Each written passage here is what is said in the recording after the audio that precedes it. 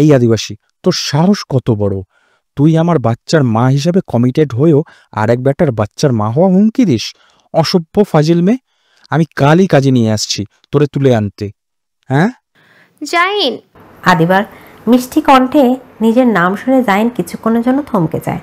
জাহিন অনুভব করে তার হার্টবিট অনেক বেশি ফাস্ট দৌড়াচ্ছে। কপালে পাশ দিয়ে সরু ঘাম বেয়ে পড়ছে। এমনটা হচ্ছে কেন?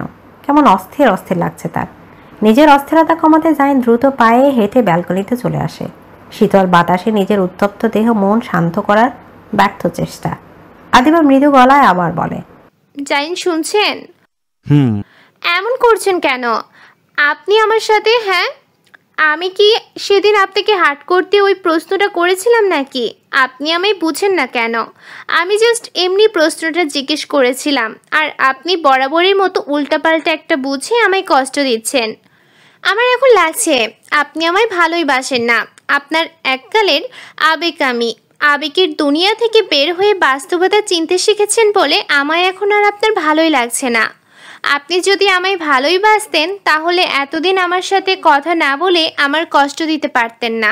কথাগুলো বলতে বলতে আদিবা কেঁদে দেয়। তার কান্নার শব্দ না হলেও তার নাক টানার আওয়াজে জাহিন বুঝতে পারে আদিবা কাঁদছে। আদিবা তার ভালোবাসাকে আবেগ বলায় জাহিন রাগ করলেও আদিবার কান্নায় রাগটা গিলে নেয়। পরে এর শোধ তুলবে। এখন যদি রাগ দেখায় তাহলে সবকিছু আরও ঘেটে যাবে। এমনিতে সে একটু বেশি রিয়াক্ট দেখিয়ে ফেলেছে সেদিনের ঘটনা নিয়ে। জাহিন ব্যালকনিতে রাখা কাউচে বসে গা এলিয়ে দেয়। সেখানে রাখা টি টেবিলের ওপর আদিবার বাচ্চাকালের একটা ছবির ফ্রেম তুলে নিয়ে সেটার দিকে তাকিয়ে বলে, আমি কি করলে তুই বুঝবি তুই আমার আবেগ না বরং আমার শখের নারী? আদিবার টিস্যু বক্স থেকে একটা টিস্যু উঠিয়ে নিয়ে সেটা নিয়ে নাক মুছে বলে, আমায় এতদিন কষ্ট দেওয়ার জন্য সরি বলেন। সরি। এখন সারা রাত ধরে কথা বলবেন। আমি যদি কথা বলতে বলতে ঘুমিয়েও পড়ি তাও আপনি কথা বলে যাবেন। আদিবার এই কথাটা শুনে জাহিনের কপালে ভাঁজ পড়ে। আদিবা ঘুমিয়ে গেলে সে কথা বলবে কার সাথে? প্রশ্নটা সে আদিবাকে করে ফেলে। তুই ঘুমিয়ে গেলে আমি কার সাথে কথা বলবো?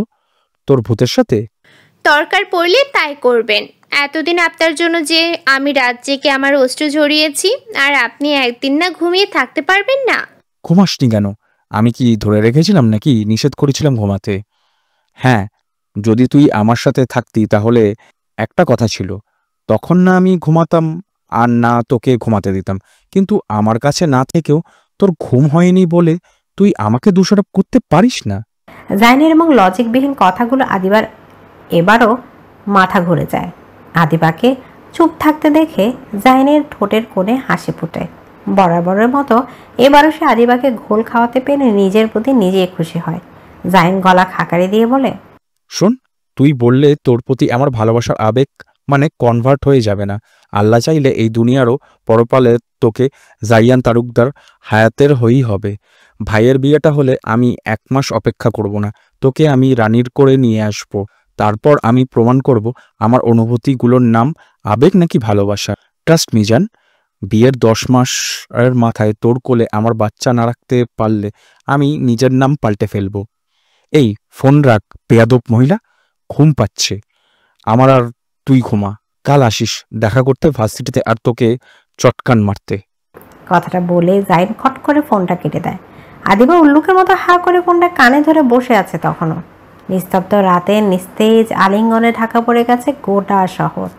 নিদ্রার মায়াজালে জড়িয়ে আছে ধূলিমলিন পথঘাট, অলস বাতাস আর ক্লান্ত আলোক বিন্দুগুলো যা এখন নিভে আসতে চায়। মানুষের কোলাহল থেমেছে বহু আগেই। শহরের বুক জুড়ে কেবল নিস্তব্ধতার গভীর সুর বাজছে। রাত এখন তার শেষ প্রহরে। দূর আকাশের গহীনে মিলিয়ে গেছে চাঁদের আবেশ। তারাগুলো যেন একে একে চোখের পাতা ভারী করে ফেলেছে। সময়ের পাখা কাঁপিয়ে ধীরে ধীরে এগিয়ে আসছে নতুন দিনের আভাস।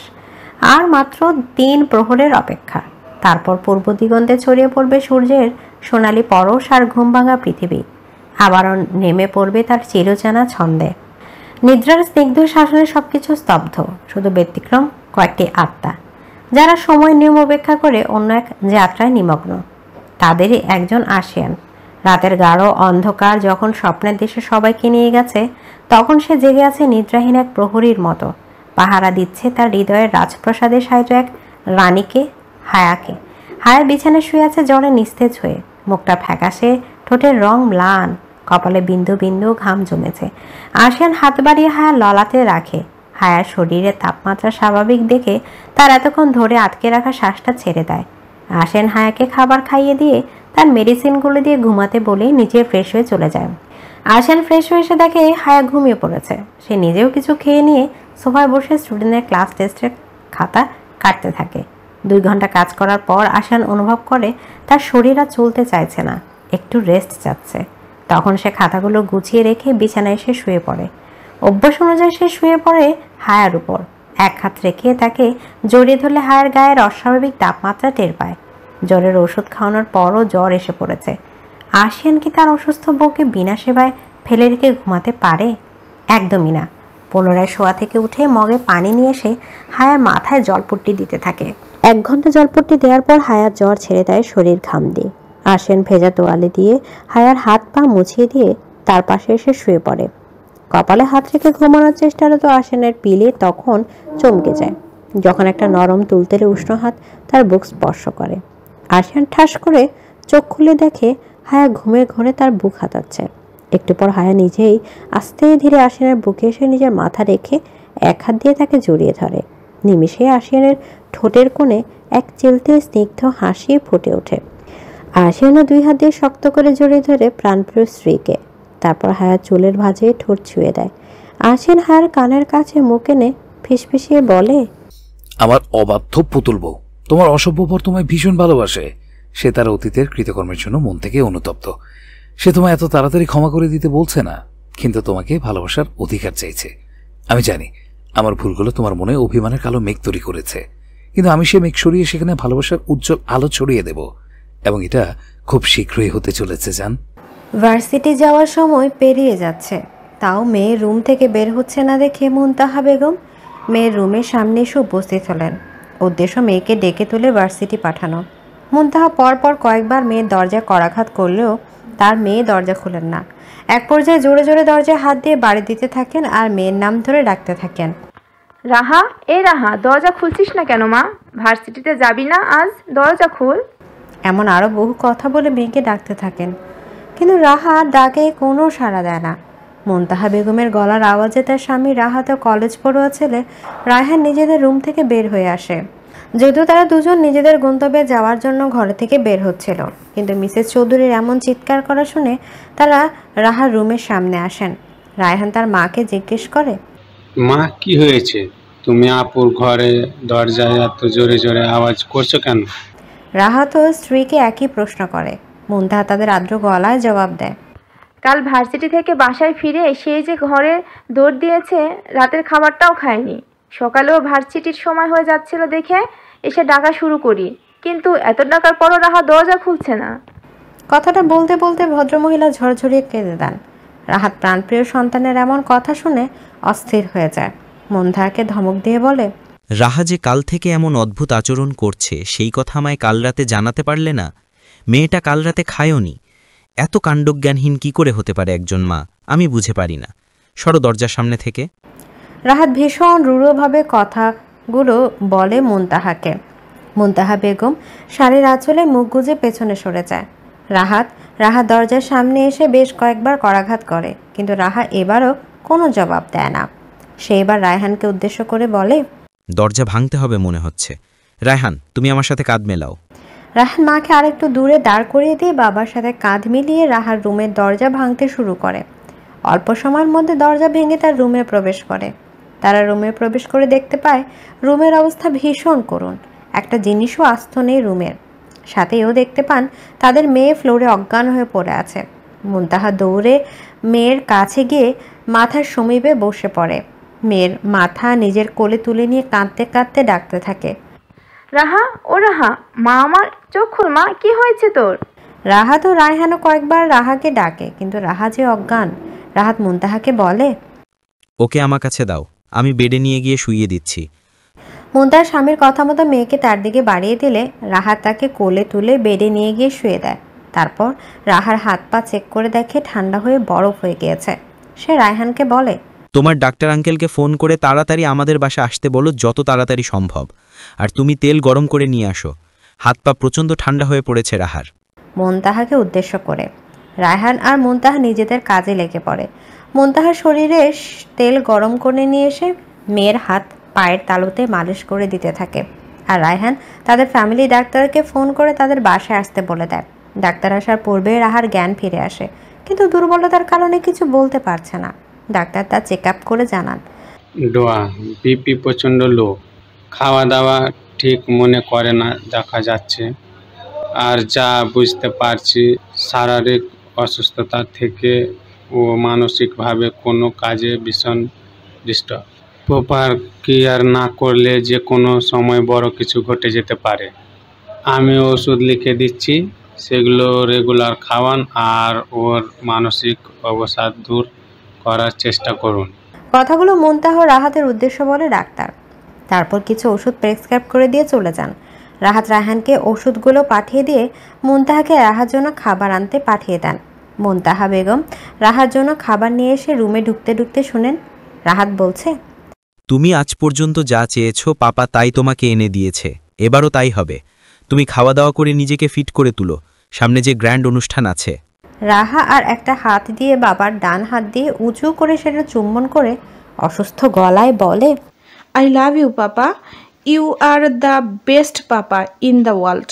রাহাত মেয়ের কপালে স্নেহের পরশ দিয়ে বলে, papa also love you my princess.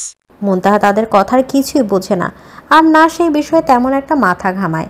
সে ঘরে ঢুকতে ঢুকতে বলে, হ্যাঁ, সব ভালোবাসা তো পাপ্পার জন্যই।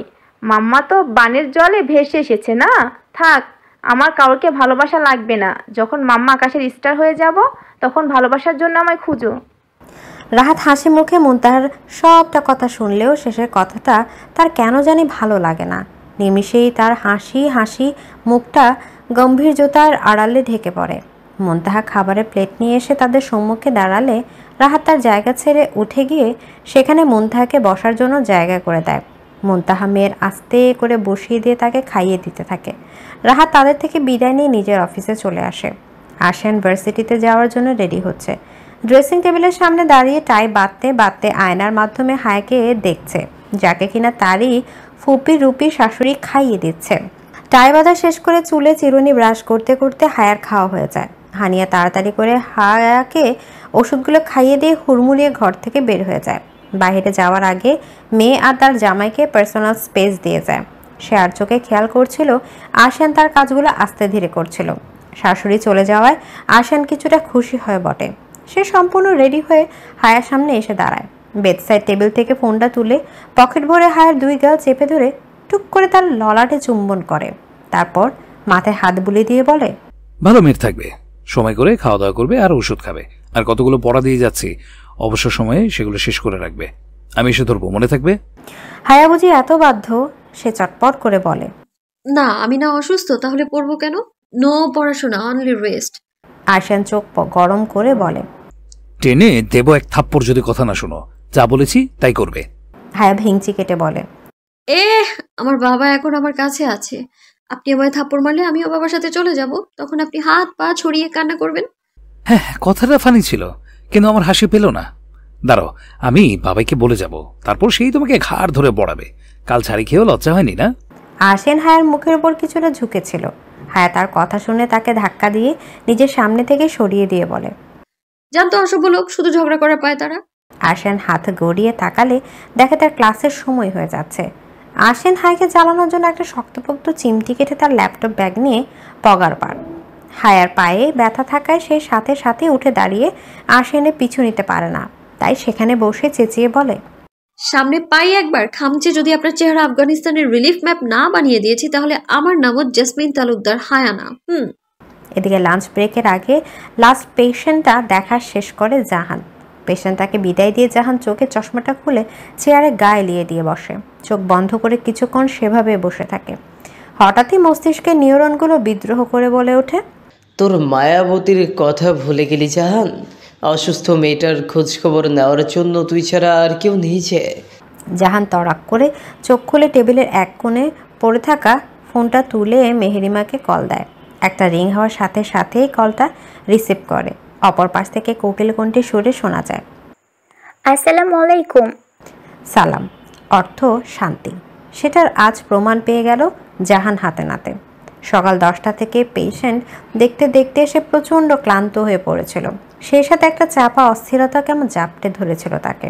মেহেরিমাকে নিয়ে চিন্তাও এক অজানা শঙ্কায় বিচলিত হয়ে আছে তার মন মস্তিষ্ক দুটোই। কিন্তু এইমাত্র মেহেরিমার সুরেলা গলার স্বর যেন তার অস্থিরতা গায়েব করে দিয়েছে। কেমন শান্তি শান্তি লাগে মেয়েটার সংস্পর্শে থাকলে। হ্যালো, শুনছেন? মেহেরিমার কণ্ঠে জাহানের ধ্যান ভঙ্গ হয়ে যায়। সে পুনরায় চেয়ারে গায়ে দিয়ে চোখ বন্ধ করে বলে, কিছুক্ষণ চুপ করে থাকো তো, তোমায় অনুভব করি। মেহেরিমা বরাবরই বাধ্যগত মেয়ে। প্রিয়তমের আদেশ অমান্য করার স্পর্ধা তার এ জীবনে হবে কিনা সন্দেহ।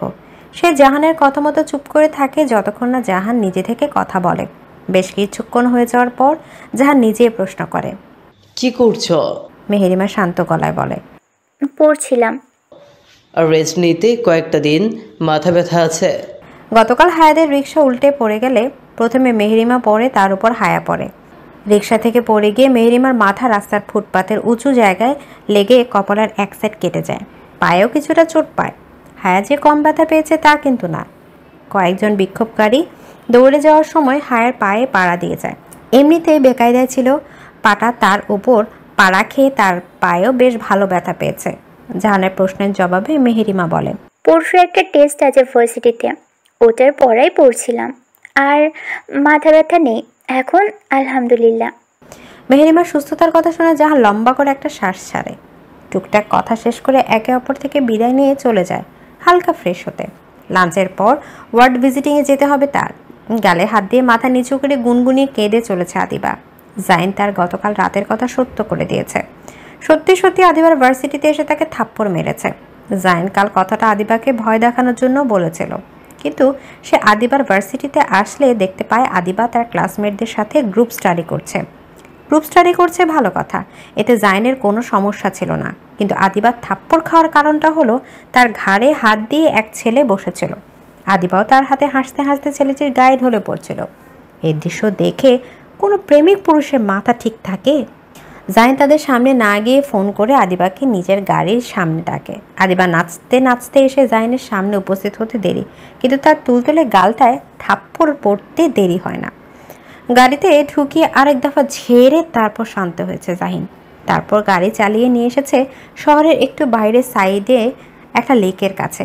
আদিবার সেই যে গাড়ি স্টার্ট করার পর থেকে কান্না শুরু করেছে, এখনও কেঁদেই চলেছে। জাইন গাড়ি থামিয়ে সে সিটে গা এলিয়ে দিয়ে বসে থাকে, চোখ বন্ধ করে। তার মতে সে ভুল কিছু করেনি।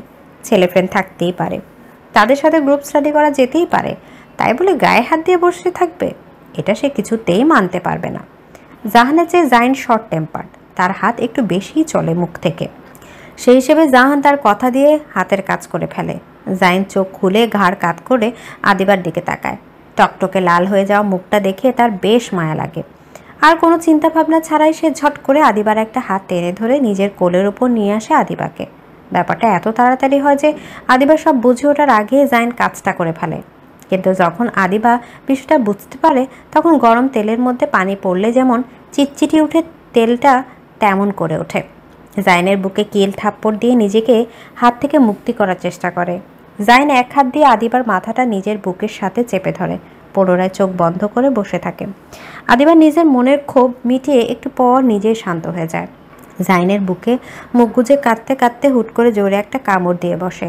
জাইন ব্যথা পেলেও দাঁতে দাঁত চেপে বসে থাকে। কামড়টা দেওয়ার মাধ্যমে আদিবা নিজের সবটুকু ক্ষোভ মিটিয়ে নেয়। তারপর নিচ থেকে জড়িয়ে ধরে জাইনকে। আদুরে বিড়ালের মতো লেপ্টে থাকে জাইনের বুকে।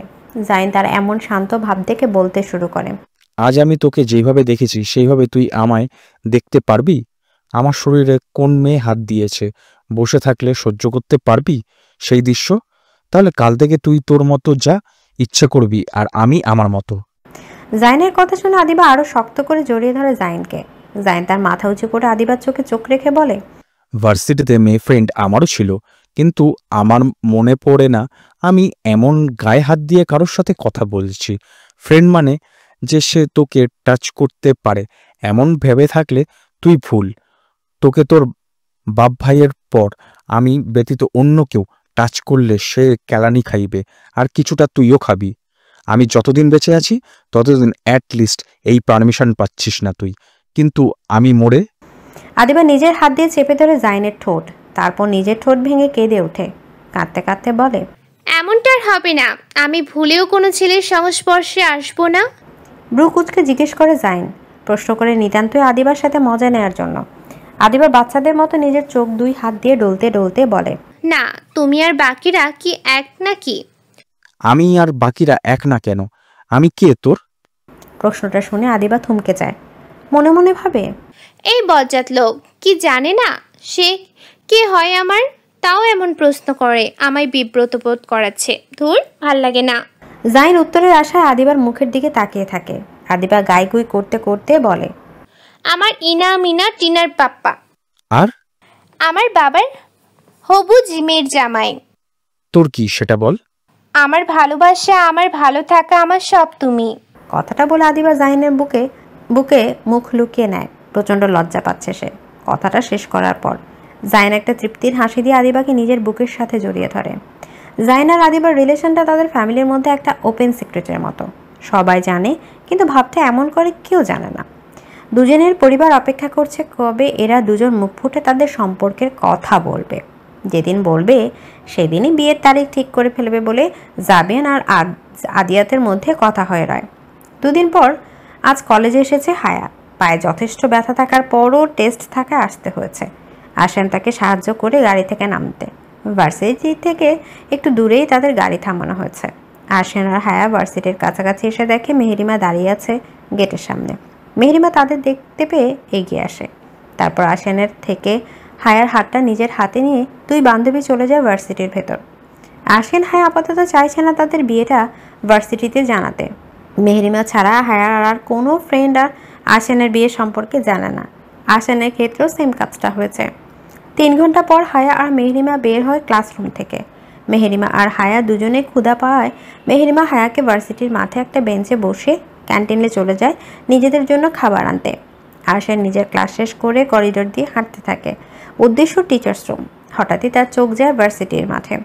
একটা মেয়েকে আরেকটা ছেলে জড়িয়ে ধরে আছে, আর মেয়েটা ছেলেটাকে নিজের থেকে সরানোর চেষ্টা করছে। 4 তলার উপর থেকে মাঠের মধ্যখানে থাকা হায়াকে তেমন একটা ভালো করে চিনতে পারে না আশিয়ান, কিন্তু হায়ার ড্রেসের কালার থেকে তার একটু খটকা লাগে। তাই সে আর কিছু না ভেবে ঘটনাস্থলে যায়। সেখানে এসে তো আশিয়ানের মাথা প্রচণ্ড গরম হয়ে যায়। মেয়েটি সত্যিই হায়া, কিন্তু ছেলেটাকে সেটা চিনতে পারছে না। আশিয়ান বড় বড় কদমে হেঁটে তাদের কাছে এসে ছেলেটিকে টান দিয়ে হায়ার থেকে দূরে সরিয়ে দেয়। ছেলেটিকে টান দেয় হায়াও নিজের ব্যালেন্স হারিয়ে পড়ে যেতে নিলে আশিয়ান তাকে ধরে ফেলে। আশিয়ান হায়াকে 1 হাত দিয়ে আগলে ধরে বলে, ঠিক আছো? প্রশ্নটা হায়াকে করলেও আশিয়ান উত্তরটা স্পষ্ট দেখতে পায়। হায়া ঠিক নেই, সে কাঁপছে থরথরিয়ে। আশিয়ান তাকে নিজের সাথে আরেকটু চেপে ধরে সামনে ছেলেটির দিকে তাকায়। ছেলেটার মুখ দেখার পর আশিয়ানের হুঁশ উড়ে যায়। মুখ দিয়ে বের হয়ে আসে, তুমি? আশিয়ান ও হায়ার সামনে অস্থির চিত্তে দাঁড়িয়ে আছে ফারাবি। সে বারবার হায়ার কাছে আসতে চাইছে, কিন্তু হায়ার চোখে এক অজানা আতঙ্ক ও ভীতি দেখে তাকে পিছু হটতে হচ্ছে। আশিয়ান শান্ত দৃষ্টিতে সবটা ঘটনা প্রত্যক্ষ করে।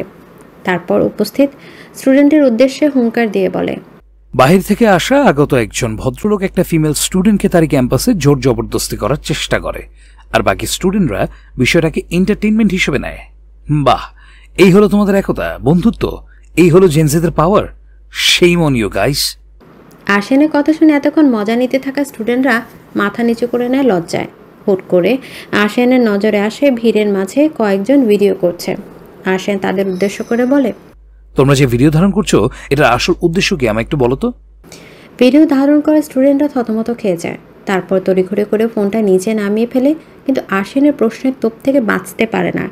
আশিয়ান পুনরায় বলে, আজ তোমরা যদি বিষয়টাকে নিছক এন্টারটেইনমেন্ট হিসেবে না নিয়ে একজন নারীর সম্মান হিসেবে ভাবতে, তাহলে আমায় এখানে এসে ওকে সেভ করতে হতো না। আরেকটা কথা, এই ঘটনার একটা ফুটেজও যদি সোশ্যাল মিডিয়ায় যায়, আমি কিন্তু তার অবস্থা খারাপ করে ছাড়বো। ভিডিওগুলো যেন সসম্মানে ডিলিট হয়ে যায় যারা ধারণ করেছো তাদের ফোন থেকে। আমার মনে হচ্ছে তোমাদের এখানে কোনো কাজ নেই, যাও নিজেদের কাজে যাও। লাস্টে কথাটা সে বেশ ধমকে সুরে বলে আশিয়ান। সবাই সুরসুর করে চলে যায় নিজের কাজে। সকলে চলে যেতে আশিয়ান সবার দৃষ্টি দেয় ফারাবি আর হায়ার উপর। হায়া ফারাবি থেকে নিজেকে ছড়ানোর জন্য কয়েকবার চেষ্টা করে, কিন্তু একজন সুঠাম দেহে যুবকের সাথে তার তো মেয়ে কি পারে। তার উপর হায়া অসুস্থ। আশিয়ান হায়ার গালে হাত দিয়ে বলে, ঠিক আছো তুমি? হায়ার পায়ে ব্যথা করছে। অজানা কারণে তার প্রচণ্ড ভয় লাগছে। সে এক হাত দিয়ে আশিনের একটা বাহু চেপে ধরে কাঁপা কাঁপা গলায় বলে, ঠিক আছি। তাদের দুজনের কথার মাঝে বাঁ হাত ঢুকিয়ে ফারাবি বলে, হায়া, আই অ্যাম সরি। আমি এমনটা করতে চাইনি। I am really very sorry. আমি একটা কারণে সেদিন আসতে পারিনি, কিন্তু আজ এসেছি না। চলো, আজ এক্ষুনি আমরা বিয়ে করব, চলো। কথাটা বলতে বলতে ফারাবি অস্থির হয়ে পুনরায় হায়ার হাত ধরতে আসে। তখনই হায়ার সামনে ঢাল হয়ে টসে দাঁড়ায় আশিয়ান। সে ফারাবির বুকে ধাক্কা দিয়ে সরিয়ে দিয়ে বলে, stay away from my wife. Farabi আশিয়ানের ধাক্কাকে যতটা না আহত হয়েছে তার চেয়েও বেশি আহত হয়েছে আশিয়ানের কথা শুনে। সে কথাটা শুনে এতটা স্তব্ধ হয়ে গিয়েছে যে কোনো রিয়েক্ট করতেই ভুলে গিয়েছে। এরই মধ্যে মেহরিমা খাবার নিয়ে এসে পড়েছে। ক্যান্টিনে অন্যান্য স্টুডেন্টদের থেকে হায়ার ব্যাপারে গুসুর গুসুর শুনে সে দৌড়ে এসেছে। মেহরিমা তাদের সামনে এসে হাঁপাতে হাঁপাতে বলে, তুই ঠিক আছিস হায়া? হায়া আশিয়ানকে ছেড়ে মেহরিমাকে জড়িয়ে ধরে। মেহরিমাও আগলে নেয় প্রিয় বান্ধবীকে। আশিয়ান শান্ত দৃষ্টিতে সবটা দেখে, তারপর মেহরিমাকে উদ্দেশ্য করে বলে, আমার গাড়িতে করে তোমরা দুজন চলে যাও, আমি ড্রাইভারকে কল করে আসতে বলছি। মেহরিমা সম্মতিসূচক মাথা নাড়ায়। এর মধ্যে ফারাবি যেন হুঁশে ফিরে। সে ঝট করে হায়াকে মেহরিমা থেকে টান দিয়ে সরিয়ে তার দুই বাহু চেপে ধরে ঝাঁকাতে ঝাঁকাতে বলে, এই হায়া, উনি কি বলছে? তুমি তার ওয়াইফ মানে? আমি বলছি তো একটা কারণে আমি বিয়ের দিন আসতে পারিনি। কারণটাও আমি বলবো, কিন্তু তুমি তাকে কীভাবে বিয়ে করতে পারলে? আমি তোমাকে আর তুমি আমাকে ভালোবাসতে না, তাহলে কিভাবে করলে এমন একটা কাজ? উত্তর দাও আমায় হায়া, আমার উত্তর চাই। হায়ার বাহু ধরে ফারাবি কাঁদতে কাঁদতে কথাগুলো বলে। লোকে বলে পুরুষদের চোখের কান্না অষ্টম আশ্চর্যদের একটি। তারা অসম্ভব রকমের কষ্ট না পেলে নাকি কাঁদে না। তাহলে এখন যে ফারাবি কাঁদতে কাঁদতে কথাগুলো বলল, তাতে কি বলা যায় সে হায়ার বিয়ের কথা শুনে অসম্ভব রকমের কষ্ট পেয়েছে? এমন কান্না তো সত্যিকারের ভালোবাসার মানুষটিকে হারালেই কাঁদা যায়। হায়াও ফারাবির সাথে কাঁদছে। এদিকে এমন ঘটনা দেখে আশিনের পায়ের রক্ত মাথায় উঠে যায়। সে ছোট থেকেই হিংসুটে। তার আদর ভালোবাসার ভাগ বসানোর সে একটা লম্বা সময় হায়াকে দেখতে পারত না। তাছাড়া তার পছন্দের বা প্রিয় জিনিস কেউ হাত দিলে সে ওইটা আর ছুঁয়েই দেখত না। নেহাত বউটাকে না ছুঁয়ে থাকতে পারে না, বেশি ভালোবাসে কিনা। কিন্তু তার সেই ভালোবাসার বউকে বারবার একজন পুরুষ স্পর্শ করায় আশিনের রাগ না উঠে পারে? আশিয়ান হায়ার বাহু ধরে টেনে তাকে নিজের বুকে চেপে ধরে এক হাত দিয়ে আরেক হাত দিয়ে ফারাবির কলার খামচে ধরে রাগে হিস হিসিয়ে বলে, সাহস কি করে হয় আমার বউয়ের গায়ে হাত দেওয়ার বারবার? নেহাতি জায়গাটা আমার প্রফেশনাল, বাচ্চাদের পড়াই, না হলে এই সুন্দর মুখটা বিক্রি দিতে আমার 2 মিনিটও লাগতো না। ফারাবিও রেগে বলে, আমার ফিয়ন্স ছিল হায়া, আমার অধিকার ছিল তোর, আমার আছে আর থাকবে ইনশাল্লাহ, কারণ আমার বউ হয় হায়া। কয়েকদিন পর আমার বাচ্চার মাও হবে। বুঝে দেখ কার অধিকার বেশি। আর কখনো যাতে আমার বউয়ের আশেপাশে না দেখি, যদি দেখি সেই দিনটা তোর শেষ দিন হবে। চালাট। কথা শেষ করে আশিয়ান ধাক্কা দিয়ে ফারাবিকে তাদের থেকে দূরে সরিয়ে দেয়। ফারাবি বেশ কয়েক পা পিছিয়ে যায়। আশিয়ান আশেপাশে চোখ বুলিয়ে দেখে তেমন স্টুডেন্ট নেই। ক্লাস টাইম হওয়ার সকলে ক্লাসে চলে গিয়েছে। আশিয়ান হায়াকে নিজের বুক থেকে সরিয়ে হায়াকে এক পাশ দিয়ে ধরে নিয়ে যায় পার্কিং লটের দিকে। মেহরিমাও তাদের পেছন পেছন যায়। ফারাবি শূন্য দৃষ্টি নিয়ে তাকিয়ে থাকে তাদের যাওয়ার দিকে। আশিয়ানের গাড়ি এসে পড়ে 10 মিনিটের মধ্যে। হায়া চুপ হয়ে রয়েছে সেই তখন থেকে। মেহরিমা কয়েকবার তার সাথে কথা বললেও সে একটা বাক্য ব্যবহার করে না। হাতে থাকা খাবারও মুখের সামনে ধরে, কিন্তু হায়া সেটাও মুখে নেয় না। আশিয়ান হায়ার স্তব্ধতা দেখে তাকে একা ছাড়ার সাহস পায় না। গাড়ি আসলে সেও হায়া আর মেহরিমার সাথে উঠে পড়ে মেহরিমাকে তার হোস্টেলে নামিয়ে দিয়ে তার নিজেদের বাসায় এসে পড়ে। গাড়িতে বসে আশিয়ান 1 ঘন্টার জন্য ছুটি নেয়। তার নেক্সট ক্লাসটা তার আরেকজন কলিগকে প্রক্সি নেওয়ার অনুরোধ করলে সে জানায় সে নেবে ক্লাসটা। বাড়ির সামনে এসে গাড়ি থামলে আশিয়ান গাড়ি থেকে নেমে হায়াকে নামিয়ে তাকে কোলে তুলে নেয়। তারপর সেই অবস্থাতেই তাকে নিয়ে হাঁটা দেয় বাড়ির ভেতর। বাড়িতে তখন স্পর্শ, হানিয়া, রোজি বেগম আর মিস্টার তালুকদার ছিলেন। এই অসময়ে আশিয়ান এভাবে হায়াকে কোলে নিয়ে আসায় সবাই ভাবে সে আবার অসুস্থ হয়ে পড়েছে। আশিয়ান তাদের মিথ্যে বুঝ দিয়ে হায়াকে নিয়ে উপরে নিজেদের রুমে এসে পড়ে। রুমে এসে আশিয়ান নিজে হায়ার বোরখার হিজাব খুলে দেয়। ওয়াশরুম থেকে কাপড় ভিজিয়ে এনে তার মুখ হাত মুছিয়ে দেয়। নিচ থেকে হায়ার জন্য হালকা খাবার নিয়ে এসে তার মুখের সামনে ধরলে হায়া সেটা মুখে নেয় না। আশিয়ান কয়েকবার আদর করে খাবার খাওয়ানোর চেষ্টা করে, কিন্তু হায়া একটা রাও কাটে না। হঠাৎই হায়া হাইপার হয়ে ওঠে। আশিয়ানের হাতে থাকা খাবারের প্লেটটা ফেলে দিয়ে আশিয়ানকেও ধাক্কা দিয়ে নিজের থেকে দূরে সরিয়ে দেয়। তারপর চিৎকার করে বলে, বলছি না খাবো না, এখন এত দরদ কোথা থেকে আসে? হ্যাঁ, যখন ভরা বিয়ের আসরে ছেড়ে বিয়ে করতে আসেনি, আমায় সবাই অলক্ষী, অপয়া, চরিত্রহীন বলে অপবাদ ছিল, তখন কোথায় ছিল আপনার এত দরদ? এখন ভালোবাসা উতলে পড়ছে না? একটা কথা কি জানেন, আপনারা ফারাবির মধ্যে কোনো তফাৎ নেই। আপনারা দুজনেই আমায় বাজেভাবে অপমান করেছেন, সমাজের চোখে আমায় চরিত্রহীন বানিয়েছেন কিছু না করেও। সেদিন আপনি যেমন ছেড়ে যাওয়ার সময় দরদ দেখাননি, ফারাবিও সেম কাজটাই করেছে। এখন আপনি পরিবারের চাপে বিয়ে করে যেমন আলগা দরদ দেখাচ্ছেন, ফারাবিও সেম কাজটাই করেছে। আপনারা ছেলেরা পারেন শুধু প্রতিশ্রুতি দিতে, কিন্তু সেটা পূরণ করার সময় আপনাদের আর খোঁজ থাকে না কোনো।